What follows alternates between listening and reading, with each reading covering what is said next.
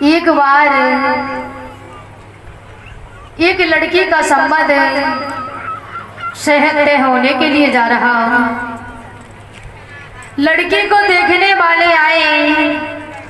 उधर से लड़के के माता पिता, परिवार वाले, रिश्तेदार सभी को इकट्ठा किया। इधर से लड़की के भी माता पिता, परिवार वाले, रिश्तेदार सभी को इकट्ठा किया। तो उस लड़की को देखने वाले पहली बार ही आए। लड़की को बहुत शर्म लग रही और अक्सर करके लड़कियों को शर्म कुछ ज़्यादा ही लगती है और मैं कहता हूँ कि शर्म लगनी भी चाहिए। जिसके जीवन में शर्म नहीं होती है वो एक दूसरे की इज्जत नहीं करते हैं, एक दूसरे का सम्मान नहीं करते हैं, अपने से बड़ों के साथ में शिष्टाचार अभिवादन नहीं करते हैं। तो हमारी आंखों में थोड़ी बहुत शर्म भी होना बहुत जरूरी है। तो लड़की को देखने वाले आए तो लड़की के माता पिता ने अपने बेटी को चाय और नाश्ता लेकर के भेजा। बेटी चाय और नाश्ता लेकर के जाती है तो उस लड़के का पिता मिल जाता है। बेटा बैठ जा। लड़की जब चाय और नाश्ता लेकर के जाती है तो उस लड़के का पिता मिल जाता है। कहने लगा कि बताओ बेटा तुम कितना पढ़ी हो। लड़की ने कहा कि मैंने बीए कर लिया है। अच्छा। बेटी थोड़ा चाय नाश्ता लेकर के और आगे चलती है तो उस लड़की की माँ मिल जाती है। कहने लगी कि बताओ बेटा घर में जो बढ़िया से बढ़िया जो भोजन बनता है जो आप बना लेती हो। लड़की ने हाँ कर दिया। जो घर में साफ सफाई का जो काम होता है जो आप कर लेती हो। लड़की ने हाँ कर दिया।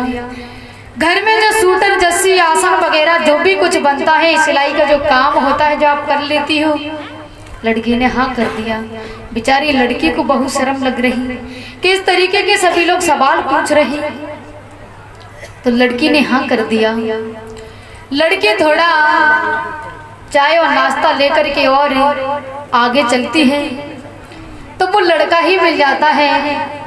कहने लगा कि बताओ तुम कितना पढ़ी हो। लड़की ने कहा कि मैंने साहब बीए कर लिया है। अच्छा। तो आप जो सुबह नाश्ता में कचौड़ी पकौड़ी जो भी कुछ बनता है, समोसे वगैरह जो आप बना लेती हो। लड़की ने हाँ कर दिया। आप गाना गा लेती हो। लड़की ने हाँ कर दिया। आप डांस कर लेती हो। लड़की ने हाँ कर दिया। लड़की ने सोचा कि भाई मेरे से सभी लोग इस तरीके के सवाल पूछ रहे हैं तो मैं भी तो इनसे तो बात पूछूं। लड़की ने लड़का से कहा कि सुनो जी आपकी आज्ञा हो तो मैं भी आपसे तो बात पूछूं। लड़का ने कहा क्यों नहीं आप भी पूछो। लड़की ने कहा कि आप कितना पढ़े हो। लड़का ने कहा कि मैंने भी बीए ही कर लिया है। अच्छा। तो गाड़ी आड़ी चला लेते हो। लड़का ने हाँ कर दिया। आप गाना गा लेते हो। लड़का ने हाँ कर दिया। आप डांस कर लेते हो। लड़का ने हाँ कर दिया। आप तबला बजा लेते हो। लड़का ने कहा कि बस मेरे पे तबला ही बजाना नहीं आता है। तो लड़की ने खींच करके कहा कि भले आदमी ये बता कि जब मैं नाचूंगी तो तबला का तेरा बाप बजाएगा।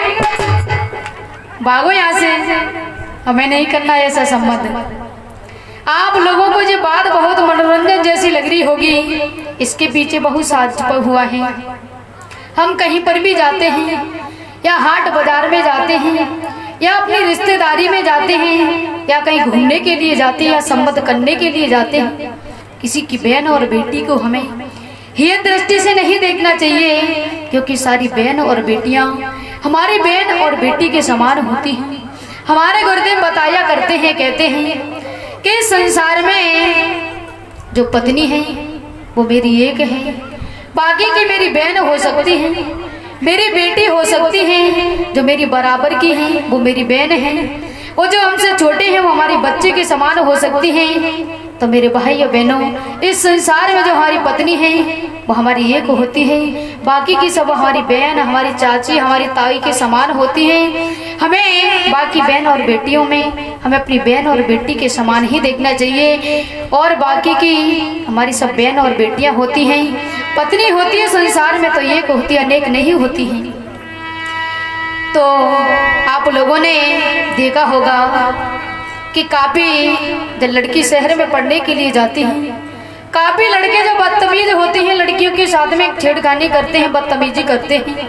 एक बार एक लड़की अपने शहर से, अपने गांव से शहर में पढ़ने के लिए जाया करती। कुछ गांव के लोग उस लड़की से रास्ते में छेड़खानी करते। कोई सत्संगी भाई कोई देख रहा होगा, उन्होंने उस लड़की से कहा कि भाई जब ये लड़की पढ़ने के लिए जाती है तो उसके साथ में ऐसा गलत व्यवहार क्यों करता है? अगर ऐसा व्यवहार कोई आपकी बहन के साथ में करे तो तुझे कैसा लगेगा? तेरी बेटी के साथ में करे, तेरी माँ के साथ में करे तो तुझे कैसा लगेगा? उस लड़की ने कहा कि मैं तो उसमें दिन के दोपहर गोली यार पार निकाल दूंगा जो मेरी बहन और बेटी और मेरी माँ के साथ में ऐसा व्यवहार करेगा। उस व्यक्ति ने कहा कि थोड़ा ठंडा दिमाग करके सोच, वो भी तो किसी की बहन है, वो भी तो किसी की बेटी है, वो भी किसी की माँ बनेगी। तू इसके साथ में गलत व्यवहार करता है, तो किसी में दिन के दोपहर गोली निकाल सकता है तो कोई ना कोई सामने वाला तेरे में भी गोली निकालने में ज्यादा समय नहीं लगाएगा।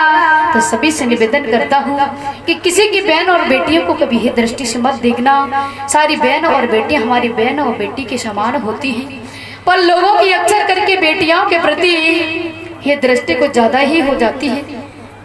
जब बेटी माँ के गर्भ में आती है तो हमारी माता हैं डॉक्टर के पास जाती है, अपने गर्भ की जांच कराती है। डॉक्टर साहब बोल देते हैं कि सफाई कराने के 5,000 रुपये लगेंगे, 10,000 रुपये लगेंगे। अपने पतिदेव से आकर के कहती है कि सुनो जी, डॉक्टर साहब ने बोल दिया है कि सफाई कराने के 10,000 रुपये लगेंगे। उनके पतिदेव कहते हैं कि चलो कोई बात नहीं, अभी तो बहुत छोटी है, अभी तो बाहर भी नहीं आई, चलो 10,000 में काम हो जाएगा, 20,000 में हो जाएगा। जब बड़ी हो जाएगी ना तो 20 लाख में भी काम बनने वाला नहीं है, क्योंकि बेटियों की शादी में बहुत पैसा खर्च होता है, बहुत दहेज दिया जाता है और बेटियों को पढ़ाना भी पड़ता है। आजकल तो पढ़ाई का जमाना है, तो लोग बेटियों को अक्सर करके घर में मरबा डालते हैं, कटवा डालते हैं। और हमारे इस भारत देश में देखा जाता है 1000 लड़के मिलेंगे तो 8 से लड़कियां मिलेंगी। जब 1000 लड़के मिलेंगे 8 से लड़कियां मिलेंगी तो सृष्टि का नियम बिगड़ता है, क्योंकि 2 से लड़के इस पृथ्वी पर कुंवारे रहेंगे तो वे बब्बर करेंगे, गलत काम करेंगे, छेड़खानी करेंगे, क्योंकि 2 से लड़के वो कुंवारे, उनकी शादी नहीं हुई, तो हमारी सृष्टि का नियम बिगड़ता है। तो सभी से निवेदन करता हूँ कि हमें बेटियों को बचाना चाहिए।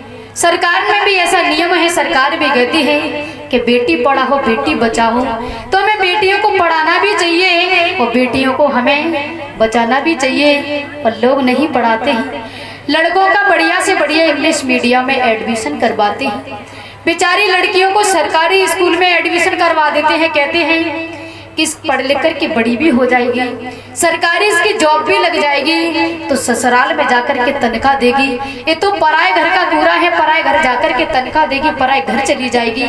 लोगों की इस तरीके की सोच होती है।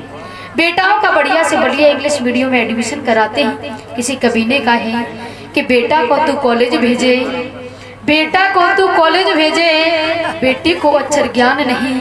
हे पगले इंसान बता, बेटी क्या तेरी संतान नहीं? हमारी बेटियों को एक अक्षर का बोध नहीं होता, एक अक्षर का ज्ञान नहीं होता है। घर का काम करवाते हैं, झाड़ू पोछा करवाते हैं, समय शादी का नहीं होता उससे पहले शादी कर देते हैं। सभी से निवेदन करता हूँ कि हमें अपनी बेटियों को बचाना चाहिए, बेटियों को पढ़ाना चाहिए। जिन्हें हमारी बेटियों ने हमारे देश का नाम बहुत मान किया है, बहुत ऊंचा किया है, जिसको हम झलकारी बाई कहते हैं, सावित्री फुले कहते हैं। सावित्री फुले ने पहले के जमाने में हमारी बेटियों को कोई पढ़ने का अधिकार नहीं था, उसने जगह जगह स्कूल खुलवाए, जगह जगह विद्यालय बनवाए, हमारी बहन और बेटियों को पढ़ने का अधिकार दिलवाया। तो ऐसी ऐसी बहनी बहन बेटियों ने देश में जन्म लिया और देश के ऊपर हमारी काफी माताओं ने अपनी जान की बाजी लगाई। तो पहले के जमाने में अंग्रेजों का राज था, शासन था। तो अंग्रेज लोग हमारी बहनों की गोदी में से जब बच्चे को उठा लेते, नीचे भाला लगा देते, सूली लगा देते और उस बच्चे को ऊपर के लिए फेंक देते और वो बच्चा उसमें फंस जाता। और वो फिर कहते उन माताओं से कि बताओ देश किसका है। फिर भी हमारी माताएं बड़े गर्व के साथ कहती कि देश हमारा है। तो ऐसी माताओं ने हमारे देश में वीरांगनाओं ने जन्म लिया, तो हमें भी ऐसा बनना चाहिए और बेटियों को हमें बचाना चाहिए, बेटियों को खूब पढ़ाना चाहिए। पर लोगों की सोच कैसी होती है कि बोए जाते हैं बेटे, बोए जाते हैं बेटे पर उग जाती हैं बेटियां, बोए जाते हैं बेटे पर उग जाती हैं बेटियां, पढ़ाए जाते हैं बेटे पर पढ़ जाती हैं बेटियां, और एवरेस्ट की चोटी पर धकेले जाते हैं बेटे पर चढ़ जाती हैं बेटियां। एवरेस्ट की चोटी पर चढ़ाने का बेटा का प्रयास करते हैं पर हमारी बेटियां चढ़ जाती हैं। तो इन बेटियों ने हमारे देश का नाम बहुत मान किया है, जिसको हम इंदिरा गांधी कहते हैं। उस बेटी ने भी किसी माँ की कोख से जन्म लिया था। उस बेटी ने हमारे पूरे भारत देश पर शासन किया, राज किया था। हम बेटियों को बाहर पढ़ने के लिए नहीं निकलने देते हैं। कहते हैं कि पता नहीं संसार के लोग क्या कहेंगे, किसकी बेटी शहर में पढ़ती अकेली रहती है। मैंने परसों भी निवेदन किया कि ये संसार है जो कभी कुछ कहता है तो कभी कुछ कहता है। इस संसार की बातों में नहीं उलझना चाहिए। हमें सिर्फ अपने बच्चों पर अटूट विश्वास होना चाहिए, अपने बच्चों पर अटूट विश्वास होना चाहिए और अपने बच्चों का हौसला हमें बुलंद करना चाहिए। अपनी बेटियों से कहना चाहिए कि बेटा कि तू जो भी कुछ कर सकती है वो जो कर सकती है। कहते हैं कि जिस बेटी के माँ बाप साथ होते हैं, जिस बेटी के माँ बाप साथ होते हैं उस बेटी के हजार हाथ होते हैं। जिन बेटियों के माँ बाप साथ देते हैं जीवन में, उस बेटियों के हजार हाथ हो जाते हैं। वो अपने जीवन में अपना तो नाम रोशन करती है पर अपने समाज का नाम रोशन करती है, अपने माँ बाप का नाम रोशन करती है, अपने देश का नाम रोशन करती है। तो बेटियों को कभी नीचा दिखाने की कोशिश मत करना। किसी ने कहा है, किसी सार ने कहा है कि उठती है आंधी, उठती है आंधी तो दिन रात बदल देती है, उठती है आंधी तो दिन रात बदल देती है। जब मैदान में चलती हैं बेटियां, जब मैदान में चलती हैं बेटियां तो इतिहास बदल देती हैं, इतिहास बदल देती हैं।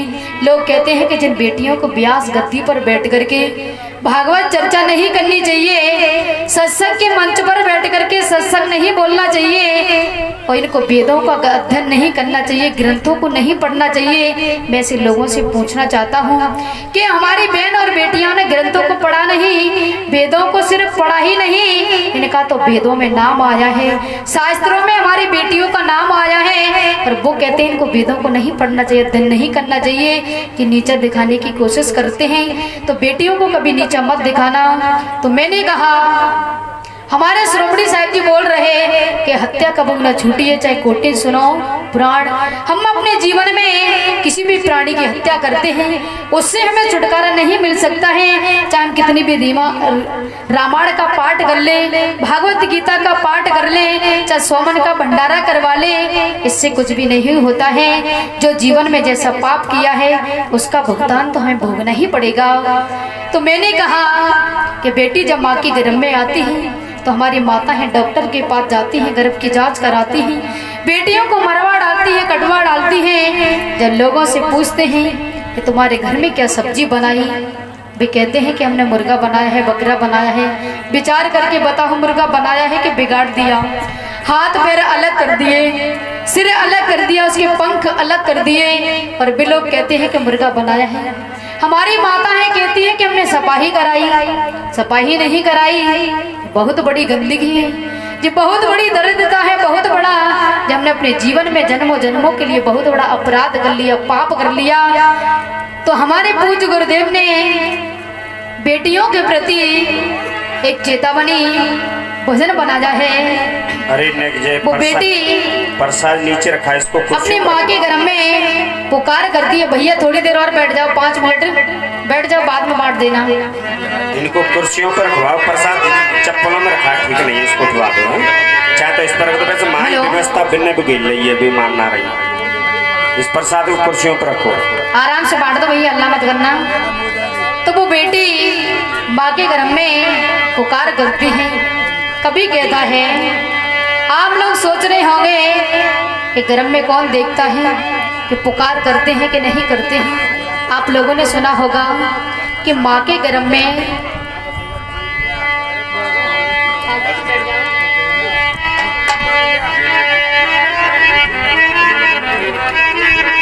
तो भजन है चेतावनी।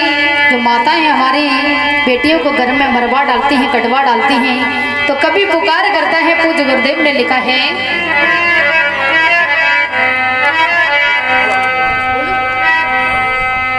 के माँ के गर्भ पास में लाडो सोच रही है मन में, बाहर आकर कब नचूंगी माँ के आंगन में, बात की गोद भरूंगे पिता की लाज रखूंगे, बात की गोद भरोगे पिता की लाज रखोगे। माँ के गर्भ पास में लाडो सोच रही है मन में, और बाहर आकर कब नचूंगी माँ के आंगन में, बात की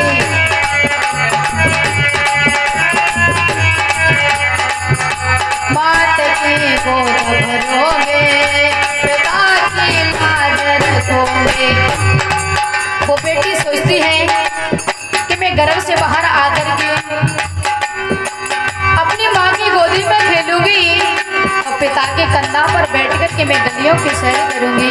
पर हमारी माता हैं ये सब कुछ पहले ही करने से पहले मार देती हैं। तो कहा पहली पंक्ति में, माँ की गोदी में खेलूंगे मारे मारे की लगारी, और पिता के कंधा पर बैठूंगी वो खुशी की मारी, पिता के कंधा पर बैठूंगी वो खुशी की मारी। शिक्षा दीक्षा में आगे बढ़, बेटी सोचती है कि मैं बाहर जाकर के विद्यालय में जाकर के मैं शिक्षा को इतनी प्राप्त करूंगी कि शिक्षा में आगे बढ़ कर के मैं अपने माता पिता का नाम ऊंचा करूंगी, रोशन करूंगी, और संत गुरुजनों से मैं दीक्षा लेकर के अपने जीवन का कल्याण करूंगी। तो कहा शिक्षा दीक्षा में आगे बढ़े तो कुल की शान बनोगे, ससुर की साथ बनोगे, माता का ध्यान रखोगे, ससुर के साथ बनोगे, माता का ध्यान रखोगे। माँ के गर्भ पास में लाडो सोच रही है मन में, और बाहर आकर कब नचूंगी माँ के आंगन में।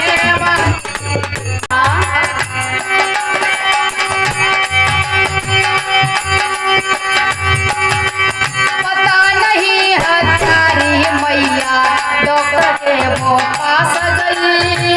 बेटी कहने लगी कि वो हत्यारी मैया डॉक्टर के पास गई, उस डॉक्टर ने बिल्कुल रहम नहीं किया, बिल्कुल तरस नहीं किया।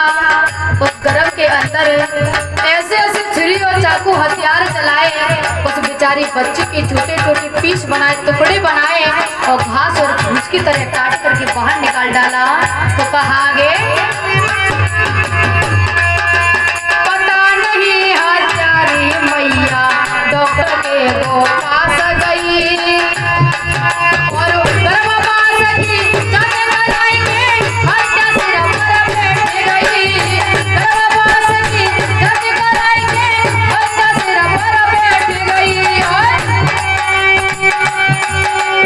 गर्भवास में कर कर टुकड़ा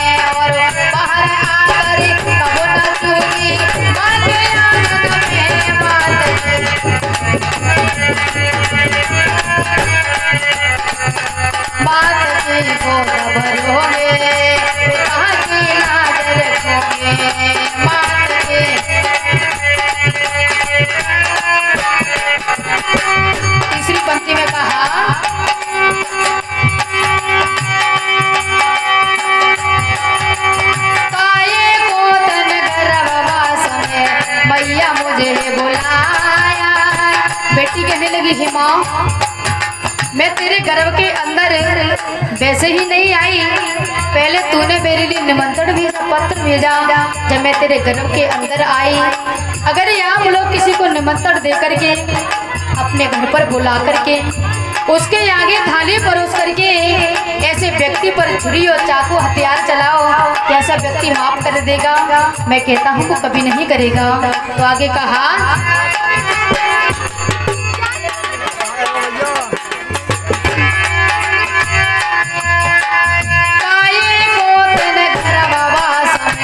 मैया मुझे बुलाया और बेरहमी से हत्यारे से मेरा कत्ल कराया। बेरहमी से हत्यारे पर मेरा कत्ल कराया। जन्म जन्म तू बांध रहेगी हे माँ, तू जितनी बार जन्म लेगी उतनी बार तू बांध रहेगी, तू अपने जीवन में कभी संतान का मुंह नहीं देखेगी। तो कहा, जन्म जन्म तू बांध रहेगी, तेरे नायोगी संतान नरक में डूब मरेगी। कभी न शांत मिलेगी, नरक में डूब मरेगी। कभी न शांत मिलेगी, माँ के गर्भवास में लाओ सोच रही है मन में। और बाहर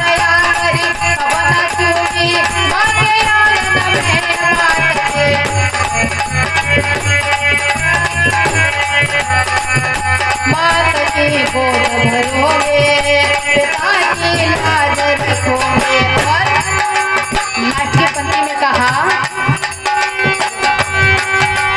यही कर्म के भोग सामने वक्त पड़े पर आते हैं। और गर्भगिरी और तनह रोगी भारी कष्ट सताते हैं। गर्भगिरी और तनह रोगी भारी कष्ट उठाते हैं। और अमृतमयी चेतना जागृत, अब माँ जागृत हो गई, कहने लगी कि मैं अपने जीवन में अब ऐसा काम कभी नहीं करूंगी, मैं धर्म की राहों पर चलूंगी।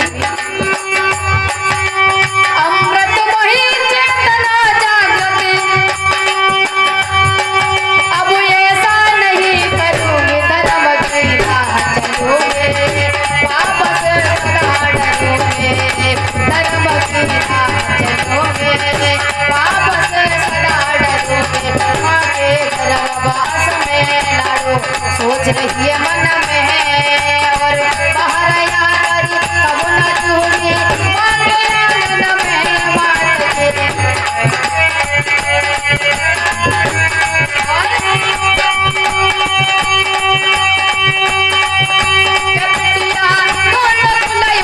यारी